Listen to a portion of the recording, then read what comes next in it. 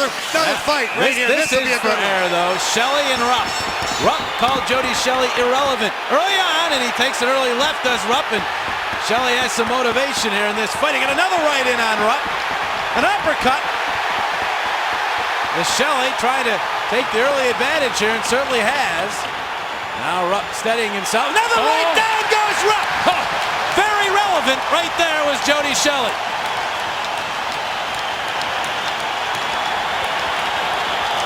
Oh man, don't call me irrelevant.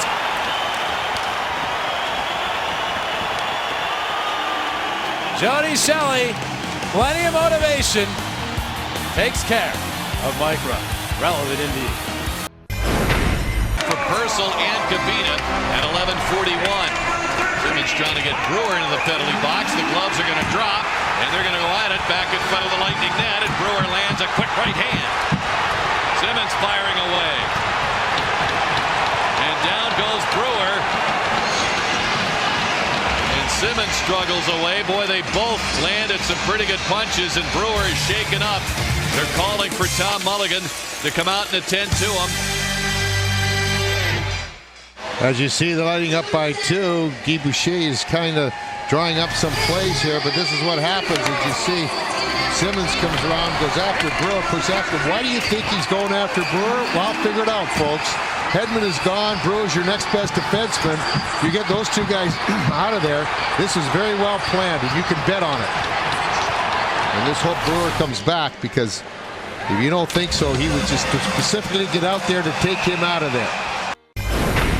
The other way, his pass or shot goes in on Smith as Downey looked to stir things up, and now he stirs things up in a different way with Ward and Ranger. And there are some punches being thrown. Cote and War over there off to the side. One referee between them, and they're going to fight again, which will probably be an automatic misconduct here for these two, because they were told by the referee not to go. But a rematch. Juan Cote. And again, they size each other up. And it's Cote who steps in with a left. Down goes Juan. Juan just hanging on to his leg now, but Cote said, let's get this thing going. Steps in with a left, and Andre Juan hit the canvas, or in this case, the ice. Did the same thing and made the same mistake. Watch, he grabs the arm. That's absolutely the area where he got hurt the first time. This time, Cote took advantage of it, went right after him. Watch, here comes the left. Grabs on, then all of a sudden, on the second opportunity, bang!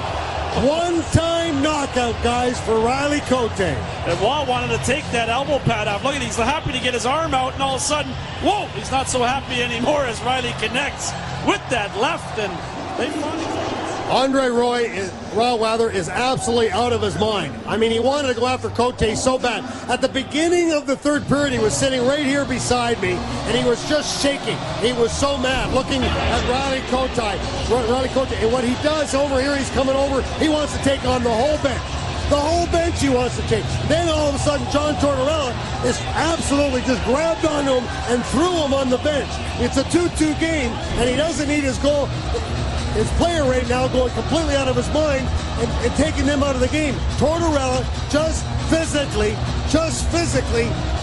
grabbed onto his shoulders and put him on, as Wally, you could still was seen yelling and screaming at Riley Cote. There it comes, right there. That's enough. He was drilled to the ice, and evidently has not heeded his coach's advice. He continues to yap with Cote and the Philadelphia bench. Riley Cote standing up, enjoying the exchange. He's got some help from Steve Downey, who's standing up behind him. And boy, it is heating up. A lot of hitting going on. That was Stoa that was hit by Luke Schenn, and Wilson comes over and drops the glove on Schenn, who can't get up because his feet are tangled. Yeah, with Stoa.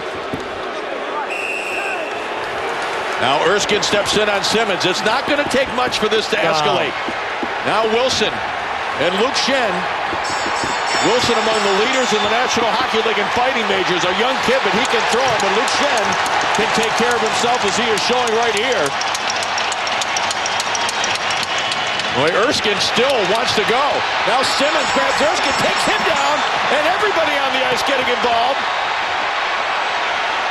Erskine throwing with LeCavalier. Remember when these two teams had the big brawl back on November 1st, LeCavalier was injured in that brawl. LeCavalier can fight too. Ask Jerome McGinley from the 04 final. Absolutely, he can. Boy, LeCavalier got a shot in on John Erskine. I believe it was Wayne Simmons that grabbed Erskine from behind, and as Erskine was falling, LeCavalier got him with the right.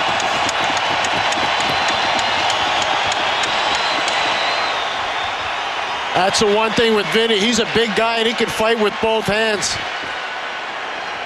Flyers lead the National Hockey League in fighting majors, and the Capitals are in the top 5. They are rivals.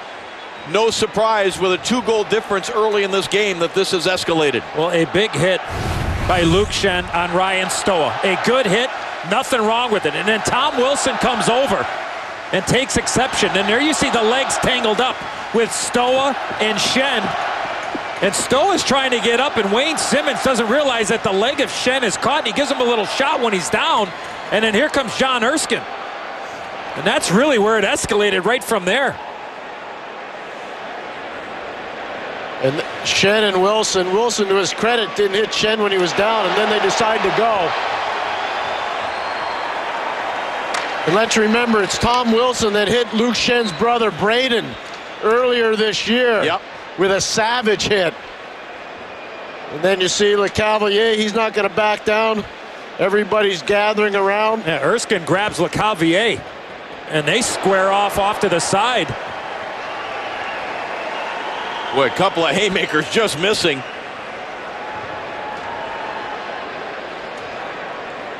Now watch what ends up happening here. Wayne Simmons gets in here and grabs Erskine, and then LeCavalier gets him with a pop right there, right on the button as he was falling down.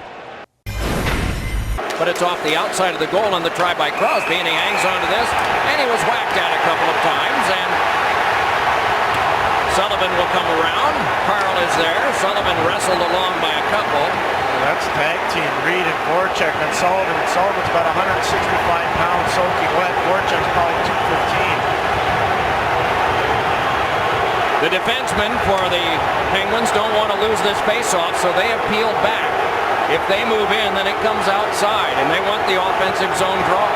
Giroux's talking to Crosby right now. A lot of John back and forth between Giroux and Crosby.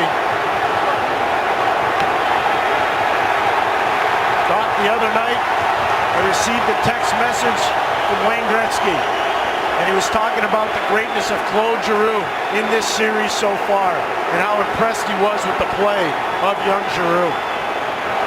And I think you and I and Eddie had a chance to experience it in the 2010 Stanley Cup final. Now we got some action going behind the play with Kimmo Timonen and Crosby.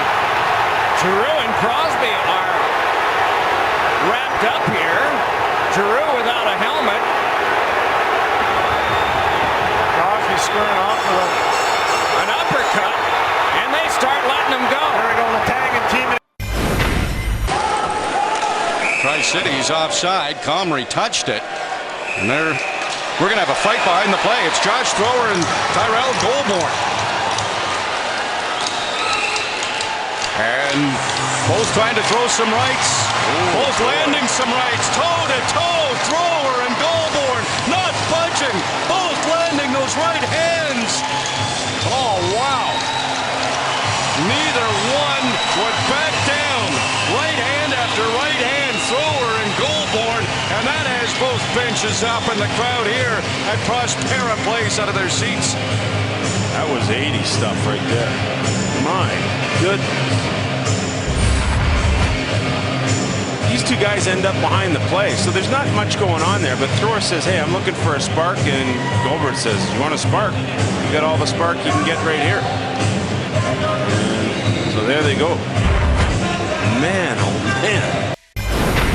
Matter of fact, in spite of the loss Wednesday to the Calgary Hitmen, the Winterhawks, get this, have shut out 4 of their last 7 opponents, and they got a shutout going here tonight. And now, look what we have in the center circle. Goulbourne for Kelowna. Mahan, big Mahan. Whoa! Look at Goulbourne throw them. And he's still throwing them. Then Mahan, oh my! Holy cow! Kaboom! Have you seen anything like that lately? 19 fighting majors for Joe Mahan. 18 fighting majors for Goulburn. You knew both those guys leading their team in fighting majors that they were going to meet tonight. I'm not so sure either one of them thought it would end up the way it did. If you like the scraps, folks, you're going to enjoy this. Keep watching. Don't turn away, because you're going to see a pretty good punch coming in just a little bit. In these kind of scraps, it's how many you land. Yikes. That hurt from here. 18-year-old Tyler Goulburn, 18-year-old Joey Mahan. Goulburn from Edmonton, Mahan from Calgary. Oh my goodness, what a punch. Still a buzz on that scrap. Wow. Yeah, you got to sit back and catch your breath. Look at the size difference. Oh.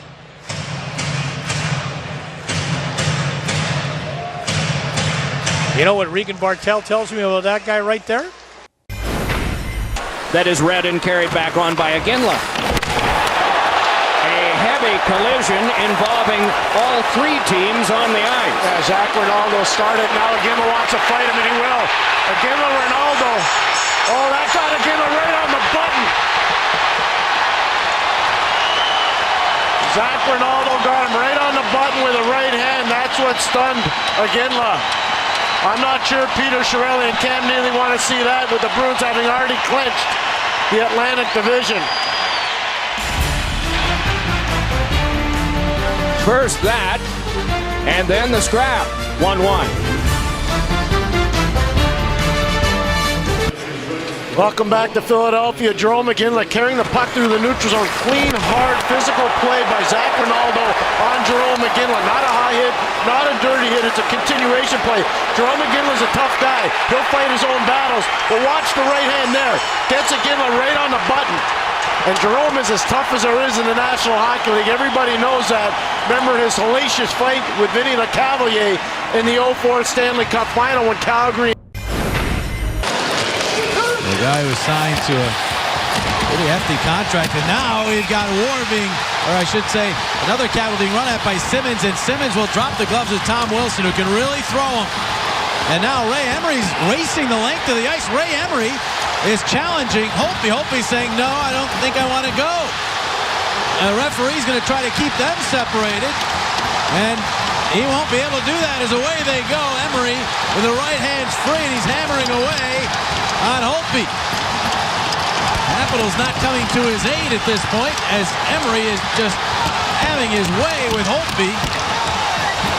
While this has been going on, there's been a lot of talk going back and forth, and it's anything but friendly. No, and this is another one going now as LeCavalier is trading with Alexi, and now Shen going at it as well with Urbom, and it's a line brawl for sure here at Wells Fargo Center.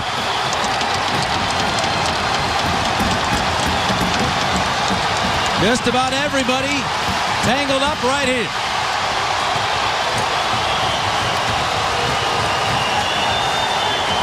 Shen goes down as Urbom winds up on top of that scuffle.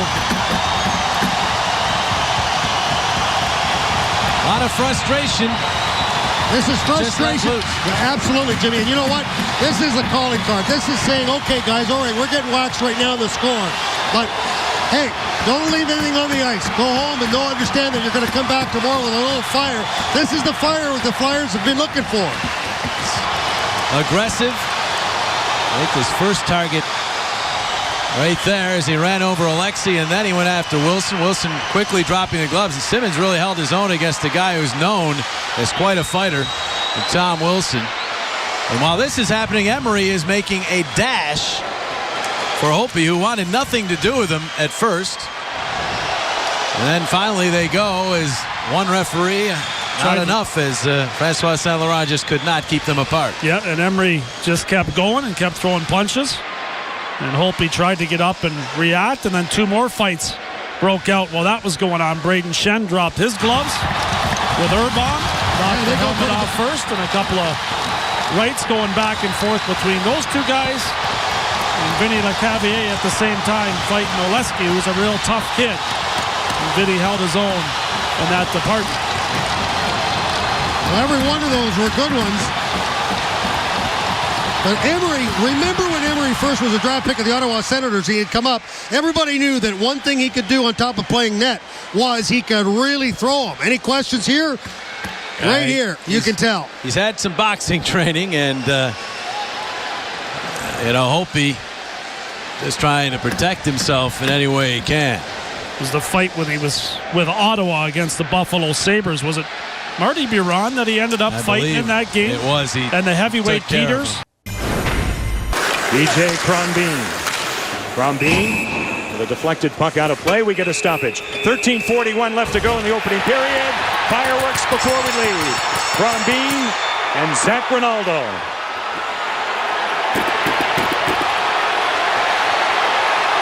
Little Philadelphia flavor early. Zach Rinaldo. He did the same thing to Matt Hendricks the other night in Washington, but this one leaves more of a mark. Crombeen's devastated right there. He is having a real tough time getting up. The Broad Street Bullies, this year's edition, have come to play at home. We're back after this. And then Jakub Voracek, and one of the reasons why to step up and protect Schenn. You see Schenn gets hit by Crombeen at the end of a play. Ronaldo goes in, Crombeen accepts the offer, they get going. Ronaldo is an unbelievable fighter. He's quick, he throws from the hip, and he lays some serious damage on Crombeen.